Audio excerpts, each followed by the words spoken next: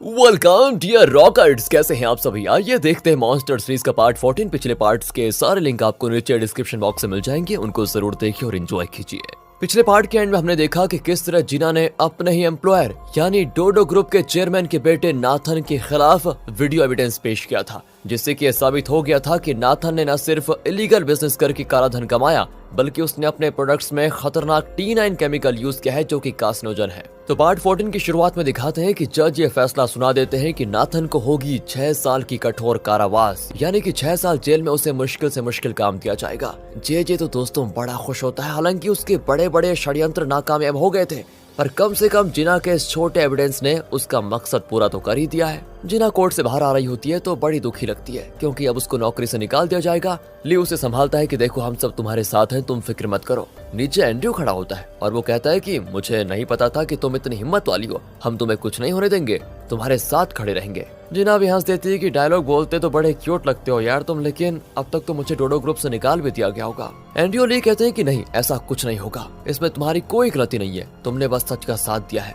जिसकी तुम्हारी तारीफ करना तो बनता ही है। कोई तुम्हें नौकरी से नहीं निकालेगा, बस तुम उसी हिम्मत के साथ कल ऑफिस जाना। इसी बीच दोस्तों जिना को चुटकी कॉल करके कहती है कि माँ ठीक हो गई है, वो कोमा से बाहर आ गई है। ये सुनकर ये तीनों बड़े खुश होते हैं और हॉस्पिटल जाते हैं। केनिया जिना को देखकर बड़ी इमोशनल होती है और कहती है पता है तुमने जो किया है ना, उसके लिए पता नहीं मैं तुम्हारा शुक्रिया अदा कैसे करूंगी, तुम सच में बहुत हिम्मत वाली हो। जिना कहती कि मैंने तो कुछ नहीं किया, मुझे हिम्मत तो इस चुटकी ने दी। दोस्तों अब जिना की रिकॉर्ड की भी वीडियो हर न्यूज चैनल्स में प्ले होने लग जाती है, जिसमें नाथन ने ये कबूल किया था कि T9 कितना खतरनाक है और उसके जरिए उसने कितने पैसे कमाए। आम लोग तो बड़ा कुटते हैं कि इतनी बड़ी कंपनी ने ऐसा जानलेवा केमिकल यूज किया है और कई लोगों की जान ले ली है। जे नेल और किमी भी दोस्तों टीवी पर ये देख रहे होते हैं। दूसरी ओर चेयरमैन की फैमिली भी टीवी पर देखती है। चेयरमैन पूरी तरह से परेशान हो जाता है कि डोडो ग्रुप का नाम खराब हो गया। सिंडी कहती है कि नाथन की वजह से देखा, अब मैं भी बाहर मुंह दिखाने लायक नहीं रही। पर चेयरमैन की वाइफ वो अपने बेटे को सपोर्ट करती है कि वो बेचारा 6 साल जेल में कैसे रहेगा, हमें किसी भी तरह उसकी सजा कम करवानी चाहिए। चेयरमैन तो दोस्तों बहुत ही दुविधा में होता है और चुपचाप उठकर कमरे की ओर चलने लगता है, पर अचानक गिर पड़ता है। वो लगता है बेचारा डिप्रेशन में चला गया है। यहाँ नाथन को जेल लेकर जा रहे होते हैं और तब लोग उस पर अंडे फेंकते हैं, पर वो चिल्लाता है कि तुम लोगों को पैसे चाहिए ना, मैं दूंगा पैसे, अंडे फेंकना बंद करो। लगता है दोस्तों ये अभी भी सुधरा नहीं है। जे और ली कार में जा रहे होते हैं तो जे कहता है कि अब वक्त आ गया है डोडो ग्रुप को हमारे नाम करने का। ली पूछता है डोडो ग्रुप को आपके नाम करने का, ये आप क्या कह रहे हैं? बेटा अब तुम्हें राज बताने का वक्त आ गया है। तभी दोस्तों जे का बॉडीगार्ड कहता है कि सर जल्दबाजी कर रहे हैं आप, पर जे कहता है अरे नहीं, ये तो अब अपने परिवार का सदस्य बन चुका है, इसे सच बताने में कोई खामी नहीं है। कहकर दोस्तों वो ली को अपने एक सीक्रेट ऑफिस में लेकर जाता है। यहाँ हर कोई डोडो ग्रुप के स्टॉक्स को गिराने में लगा हुआ है। कुछ लोग डोडो ग्रुप के बारे में नेगेटिव बातें फैला रहे होते हैं, तो कुछ लोग फेक अकाउंट्स के जरिए डोडो ग्रुप के शेयर्स खरीद रहे होते हैं। जे का प्लान है कि फिलहाल इस कोर्ट केस की वजह से डोडो ग्रुप के शेयर्स का दाम बहुत कम हो जाएगा और इसी मौके का फायदा उठाकर जे उन शेयर्स को खरीद रहा है दोस्तों। और ऐसा पॉइंट आएगा जब जे के पास सबसे ज्यादा शेयर्स होंगे और तब वो डोडो ग्रुप का ओनर बन जाएगा। ये देखिए उसका प्लान। ली भी दोस्तों जे का सारा प्लान समझ जाता है, लेकिन जे नहीं जानता कि ली असल में कौन है। यहाँ से दिखाते हैं कि ली पैनी को बताता है कि जे तूफान की तेजी से काम कर रहा है, हमें कैसे भी करके उसको रोकना होगा, क्योंकि अगर डोडो ग्रुप उसके हाथ में गया तो हमारा सारा प्लान चौपट हो जाएगा। 1 हफ्ते के अंदर हमें जे को कैसे भी फंसाना होगा। दूसरी ओर दोस्तों डोडो ग्रुप के शेयर होल्डर्स की मीटिंग में सिंडी जाती है, क्योंकि चेयरमैन की तबीयत खराब है ना। पर शेयर होल्डर्स गुस्से में होते हैं कि कंपनी डूबने की स्थिति में है और इस वक्त चेयरमैन को यहाँ होना चाहिए था। वो कहाँ है? हमारी सारी इन्वेस्टमेंट्स खतरे में है और इस वक्त वो खुद आने के बजाय अपनी बेटी को भेज रहे हैं। क्यों? वैसे इस लड़की को आता क्या है? ये सुनकर तो सिंडी भड़क जाती है और चिल्लाने लगती है। शेयर होल्डर्स भी गुस्से में उठकर उस पर हमला करने पे उतर आते हैं और मामला दोस्तों बहुत सीरियस मोड़ ले लेता है। अब चेयरमैन तो अपनी बेटी से भी परेशान है कि इसने नई मुसीबत खड़ी कर दी। माँ भी उसको डांटती कि मेरे बेटे को दोष दे रही थी ना, और तुम खुद भी एक मीटिंग को ठीक से संभाल नहीं पाई, बड़ी आई। चेयरमैन फिर पूछता है कि डोडो ग्रुप के गिरते हुए शेयर वैल्यू को रोकने का कोई रास्ता है क्या? तब मोजो कहता है कि सर इसका सिर्फ एक ही रास्ता है, आप पब्लिक में डोडो ग्रुप की गलती के लिए माफी मांगे और लोगों से ये वादा करें कि मैं अपने बेटे नाथन को बेल नहीं दिलाऊंगा। सिंडी दोस्तों गुस्सा हो जाती है कि ये तुम क्या कह रहे हो? मेरे पापा कभी किसी के आगे सर नहीं झुकाएंगे। पर चेयरमैन कहता है कि नहीं, मैं डोडो ग्रुप को बचाने के लिए कुछ भी कर सकता हूँ। तो दोस्तों अगले सीन में चेयरमैन प्रेस मीट में सबके सामने आकर माफी मांगता है कि मुझे नहीं पता था कि मेरा बेटा मेरी पीठ पीछे ये सब कुछ कर रहा है। एक बाप के नाते तो ये मेरी हार है। डोडो ग्रुप की तरफ से मैं आप सबसे माफी मांगता हूँ, मुझे माफ कर दीजिए और मेरे बेटे ने जो किया है उसकी पूरी सजा उसे भुगतनी पड़ेगी। मैं किसी भी हालत में उसको बेल दिलाने की कोशिश भी नहीं करूंगा। और हाँ, T9 से जिन लोगों को कैंसर हुआ है, जिनकी जान चली गई है, उन सब के लिए मैं पूरा कंपनसेशन दूंगा और उनकी ट्रीटमेंट का पूरा खर्चा उठाऊंगा। मैं अपनी तरफ से भी आप सबके सामने माफी मांगता हूँ। कहकर दोस्तों चेयरमैन सबके सामने सर झुकाकर माफी मांगता है। ये भी टीवी पर आता है और केन्या और चुटकी बड़ी खुश होती हैं कि चलो आखिर हमारी लड़ाई बेकार नहीं गई। और दोस्तों अब T9 पर पूरी तरह से रोक लगा दी जाएगी। दूसरी ओर जेजे, नेल, ली, किमी, पैनी डिनर कर रहे होते हैं। जेजे तो बड़ा खुश होता है कि हमारा मकसद तो पूरा हो गया, पर मैंने सोचा भी नहीं था कि चेयरमैन पब्लिक में इस तरह माफी मांगेगा। और दोस्तों इस डिनर में शामिल होने के लिए आते हैं कोरिया के 3 VIPs। उनमें से एक डिफेंस इंडस्ट्री का CEO होता है जिसका नाम है विक्टर। इन सबको देखकर ली और पैनी एकदम चौंक जाते हैं क्योंकि लगता है इनके जरिए जेजे कुछ अलग ही लेवल पर बड़ा प्लान कर रहा है। उनकी मीटिंग होती है और ली उनकी बातें सुन रहा होता है। यहाँ पता चलता है कि डोडो ग्रुप को खरीदने के लिए जेजे को पैसे दोस्तों यही लोग दे रहे हैं और बदले में इन VIPs ने जो क्राइम किए थे उन्हें छुपाने में नेल इनकी मदद कर रहा है। इस तरह क्राइम में एक दूसरे का साथ देकर ये लोग ऊंचे लेवल पर पहुंचना चाहते हैं। इतना ही नहीं, ये लोग नेल को कोरिया के प्रेसिडेंशियल इलेक्शन में खड़ा करने की सोच रहे हैं। अब दोस्तों यहाँ जेल में दिखाते हैं तो नाथन से मिलने उसका असिस्टेंट आता है। वो गुस्से में कहता है कि मैं 6 साल इस जेल में सड़ने को तैयार नहीं हूँ, कुछ भी करो और मुझे यहाँ से बाहर निकालो। और हाँ, तब तक तुम उस जिना को फॉलो करके पता लगाओ कि वो कहाँ जाती है, क्या करती है, क्योंकि जेल से छूटने के बाद तो मुझे सबसे पहले उसे ही ठिकाने लगाना है। तो दोस्तों अगले दिन जिना हिम्मत करके ऑफिस चली जाती है, पर वहाँ कोई उसका मुंह तक देखने को तैयार नहीं होता। शेरिल तो दोस्तों उससे लड़ने लग जाती है कि अब क्यों मुंह लेकर यहाँ पर काम करने के लिए आ गई, चलो यहाँ से। जिना का टीम लीडर उसके मुंह पे फाइल फेंक देता है कि ये काम आज शाम तक पूरा करो वरना काम छोड़ दो। एंड्रयू को दोस्तों बहुत बुरा लगता है, पर वो खुलेआम जिना के सपोर्ट में कुछ नहीं बोल सकता। सिंडी जिना को बुलाकर कहती है, तुम यहाँ पर क्यों आई हो, हैं? क्या तुम नहीं जानती कि तुम कितनी बड़ी प्रॉब्लम में फंसने वाली हो? चुपचाप रिजाइन करके यहाँ से निकल जाओ। जिना कहती, देखो मैं रिजाइन तो देने वाली हूँ नहीं। और दोस्तों ये कहकर वो चली जाती है। शेरिल ने तो जिना का चेयर तक निकाल दिया था। जिना बहुत देर खड़ी काम कर रही होती है। एंड्रयू डायरेक्टली तो उसकी मदद नहीं कर पाता, लेकिन वो हाउसकीपर से कहकर जिना के लिए खाना वगैरह खरीद कर देता है और उसकी बड़ी केयर करता है। और दोस्तों यहाँ पर जो आफत जिना पर आने वाली थी शायद वो नहीं जानती थी। चेयरमैन की वाइफ को पता चलता है कि जिना ऑफिस आई है तो वो भी ऑफिस आ जाती है और जिना को देखते ही वो उसके गाल पर जोर का तमाचा मारती है। कहती है, तुम्हारी इतनी हिम्मत कि हमारे खिलाफ गवाही देकर तुम हमारे ऑफिस में काम करने आ गई। तुम जैसी लड़की को काम पर रखकर हमने बहुत बड़ी गलती कर दी है। तुमने हमारी पीठ पीछे चाकू घोंपा है हम पर। अभी के अभी अपना सामान उठाओ और रिजाइन देकर निकल जाओ यहाँ से। लेकिन दोस्तों ली से रहा नहीं जाता। वो कुछ कहने चाहता है लेकिन ग्रे उसको रोक देता है कि रुक जा। जिना भी कुछ कह नहीं पाती और चेयरमैन की वाइफ के बॉडीगार्ड्स उसे खींचकर ऑफिस के बाहर धकेल देते हैं। ली उसे उठाता है और माफी मांगता है कि सॉरी, मैंने ही तुम्हें ऑफिस आने को कहा था, मेरी वजह से तुम्हें ये सब कुछ सहना पड़ा। पर जिना कहती, नहीं ऐसी कोई बात नहीं है, मुझे कोई दुख नहीं है। अब मुझे जल्दी से बस किसी दूसरी नौकरी को ढूंढना होगा। मैं चलती हूँ, तुम फिक्र मत करो। कहकर दोस्तों वो चली जाती है। ये सब कुछ देखकर एंड्रयू जेजे से कहता है कि हमें जिना के लिए कुछ करना चाहिए। उसने हमारा मकसद पूरा होने में काफी मदद की है। हालांकि वो नहीं जानती थी कि नाथन के खिलाफ एविडेंस देकर वो हमारी ही मदद कर रही है। पर दोस्तों जेजे कहता है कि अरे गोली मारो उसको, वो इतनी इंपॉर्टेंट नहीं है। एंड्रयू को दोस्तों गुस्सा आ जाता है और पूछता है कि अच्छा, मतलब आप डोडो ग्रुप के ओनर बन जाएंगे, फिर मुझे क्या मिलेगा? जेजे कहता है कि अरे बेटा, मैं डोडो ग्रुप में ज्यादा से ज्यादा 60% शेयर खरीद पाऊंगा, क्योंकि उससे ज्यादा शेयर बेचा नहीं जाएगा ना, और बाकी 40% शेयर तो चेयरमैन के परिवार का ही रहेगा। लेकिन तुम्हारे जरिए मुझे उस 40% से भी एक हिस्सा मिलेगा, क्योंकि जब चेयरमैन को पता चलेगा कि तुम उनके बेटे हो तो वो तुम्हें भी कुछ शेयर देंगे और उन शेयर्स के बल पर ही मैं डोडो ग्रुप का असली ओनर बन जाऊंगा। इसलिए मुझे तुम्हारी बहुत जरूरत है बेटा। वैसे मुझे बिजनेस में कोई इंटरेस्ट नहीं है, पर एक पावरफुल बिजनेसमैन बनकर मैं असल में पॉलिटिक्स में एक पावरफुल आदमी बनना चाहता हूँ।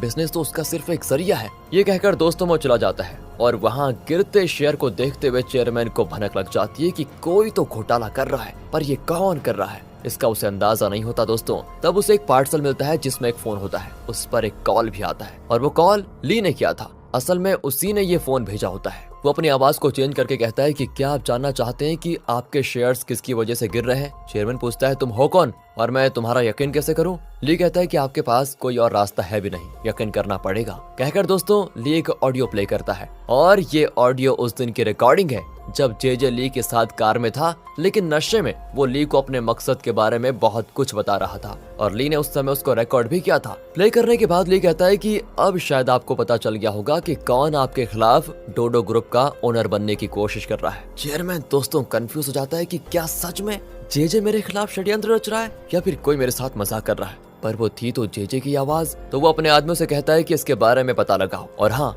मेरे दूसरे बेटे के बारे में भी कुछ पता चला क्या। चेयरमैन की वाइफ ये बात सुनकर बड़ी टेंशन में हो जाती है। तब मोजो चेयरमैन को बताता है कि मैंने अपनी टीम के बेस्ट एजेंट को यूएस भेज दिया है आपके बेटे के बारे में पता लगाने के लिए, वो जल्द ही कोई इन्फॉर्मेशन देगी। दूसरी ओर दोस्तों चेयरमैन की वाइफ जेजे से मिलती है और पूछती है कि चेयरमैन के बेटे के बारे में क्या कुछ पता लगाया तुमने।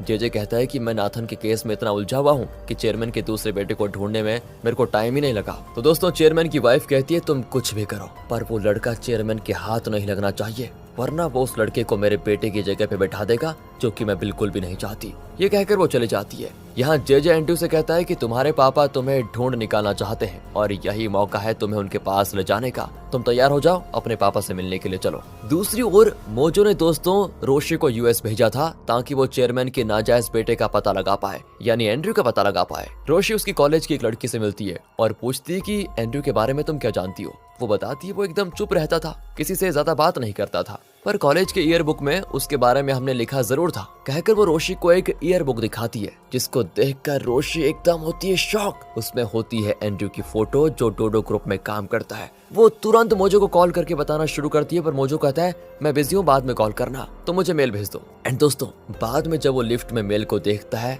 तो एंड्रू की फोटो को देखकर एकदम से शॉक। लिफ्ट में जेजे और एंड्रू चढ़ते हैं तो मोजो एंड्रू को देखता रह जाता है कि ये चेयरमैन का बेटा, क्या संयोग है। वो तुरंत जाकर चेयरमैन को बताता है कि आपके बेटे का पता लग चुका है, वो यूएस में नहीं इसी कोरिया में है, और सच बताऊं तो वो हमारी ही कंपनी में काम करता है। दोस्तों ये सुनकर चेयरमैन के पैरों तले जमीन खिसक जाती है। मुझे पूछता है कि एसपीडी टीम में हमने जिन नए कैंडिडेट्स को रिक्रूट किया था वो उन्हीं में से एक है। इतना ही नहीं सर, जेजे बहुत पहले से उस लड़के की मदद कर रहा है। चेयरमैन को शक हो जाता है कि ओहो, लगता है जेजे ने जानबूझकर उसे यहाँ पर काम पे रखा है। मोजो भी साफ साफ कह देता है कि हाँ ये भी पॉसिबल है सर, कि जेजे किसी मकसद से उसे यहाँ पर लाया होगा। दूसरी ओर जिना को किसी ऑफिस में नौकरी नहीं मिलती, पर वो बड़े बड़े बिल्डिंग्स में हाउसकीपिंग का काम करती है, फिर नोटिस बांधती है और उस काम के बाद रेस्टोरेंट में वेट्रेस का काम भी करती है। अब ली उस रेस्टोरेंट में जाता है तो जिना एकदम से चौंक जाती है, पर वो ज्यादा कुछ नहीं कह पाती क्योंकि ली यहाँ पर उसका कस्टमर है। फिर भी दोस्तों ली उससे पूछता है कि तुमने खाना खाया क्या। वो कहती नहीं, मैं काम के बाद घर जाकर खाना खा लूंगी।